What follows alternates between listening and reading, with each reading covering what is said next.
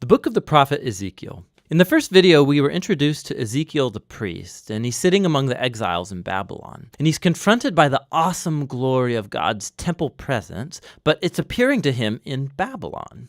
And then Ezekiel discovers why. It's because of Israel's idolatry and injustice that has compelled God to abandon his own temple. And while there is still hope for the future, the book went on to develop Ezekiel's message of divine judgment, first for Israel and then for the nations around Israel. And then a key moment happened in chapter 33. Ezekiel receives a report that the Babylonian siege of Jerusalem is over because the city has fallen. The temple is destroyed. Ezekiel's grim words of warning came true.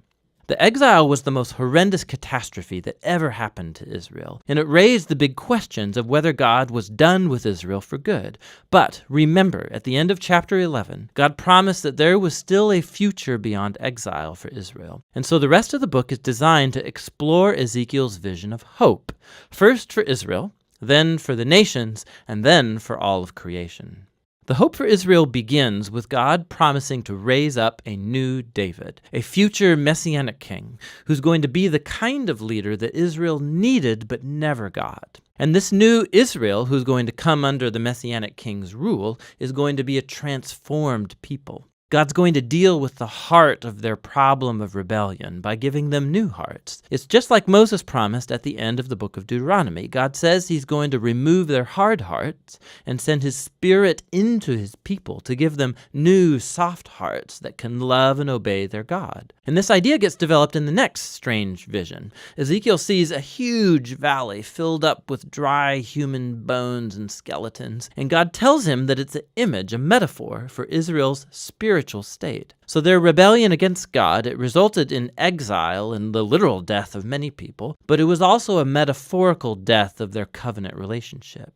And God tells Ezekiel that his spirit is coming to bring his people back to life. And so this wind comes, and it causes all of the bones to stand up, and it fills them with breath and life, and then skin grows over the bones, and then all of a sudden Ezekiel sees all of these new humans standing in front of him. Now this vision, it's recalling the story about the creation of humans in Genesis chapter 2, where God made humans out of dirt and divine breath.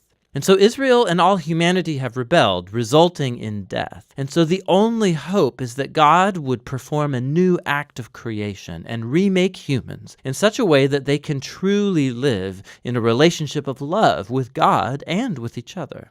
And so after God is going to deal with the evil that's in the hearts of his own people, some questions still remain unresolved. Like, what about the evil that's still rampant out there among the nations? And what about the future of God's dwelling place in the temple? And this is what the final two sections of the book are about. So first come chapters 38 and 39, and they promise God's final defeat of evil among the nations, which gets personified by a ruler who's named Gog from the land of Magog. Now, this name is derived from a genealogy of ancient kingdoms and lands from Genesis chapter 10, and it referred to powerful nations from the distant past. And so Ezekiel picks up this ancient biblical name as an image of any and all violent kingdoms. And so we find that Gog gets allied with 7 nations that come from all 4 directions of the compass, is clearly an image that represents all of the nations. And this also helps us understand why Ezekiel describes Gog with images that he used earlier in the book to describe the king of Tyre and the king of Egypt, Pharaoh. For Ezekiel,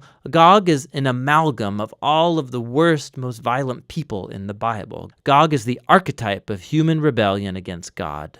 The basic story in these chapters is that Gog resists God's plan to restore his people. And so just like Pharaoh in the Exodus story, Gog comes to destroy the people. But God unleashes his justice on Gog, and it's in a flurry of scenes that don't actually make very good literal sense if you read them in sequence. Because first, Gog and his armies are consumed by an earthquake, but then they're consumed by fire 2 different times, and then after that, God comes and strikes Gog and his army down in the fields where they lay unburied for months. It's clear that these scenes are full of symbol and imagery. Ezekiel has pulled out his entire poetic tool set here to describe how God is determined to finally defeat human evil that has ruined his world. And it's so that he can pave the way for a new creation. And so once evil is finally dealt with among the nations, the last section of the book describes how God's presence is going to one day return to his people and his temple to bring cosmic restoration.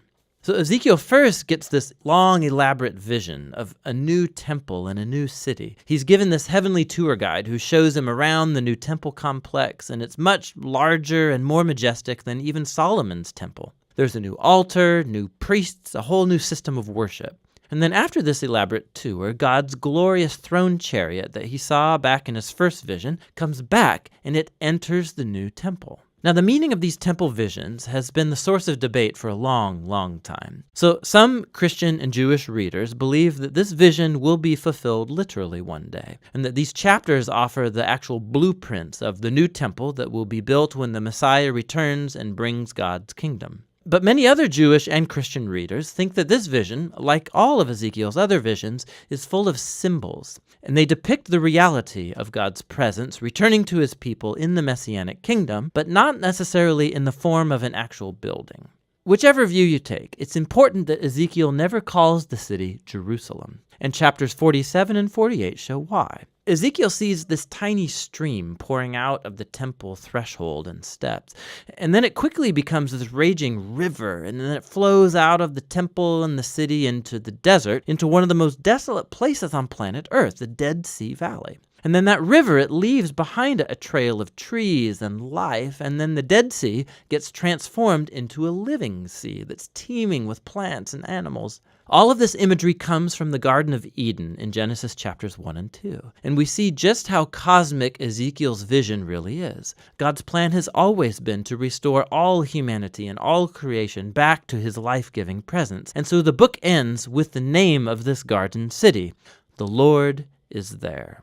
And so Ezekiel's visions come to a close, full of hope for a new future, new humans living in a new world that's animated by God's life-giving spirit. It's a world permeated with God's love and justice. And that's what the book of Ezekiel is all about.